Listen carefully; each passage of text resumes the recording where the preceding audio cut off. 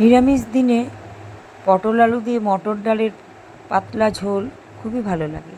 এর জন্য নিয়ে নিয়েছি আমি শিলে বাটা মটর ডাল, টমেটো বাটা, আদা বাটা, তার সঙ্গে নুন চিনি মিষ্টি দিয়ে দিয়েছি, পোস্ত বাটা, গরম মশলা বাটা, রোস্টেড জিরে, আর নিয়েছি ফোড়নের জন্য তেজপাতা, শুকনো লঙ্কা, দারচিনি আর পটল আলু। মশলাটা আমি শুধু আদা বাটা দিয়েই করব।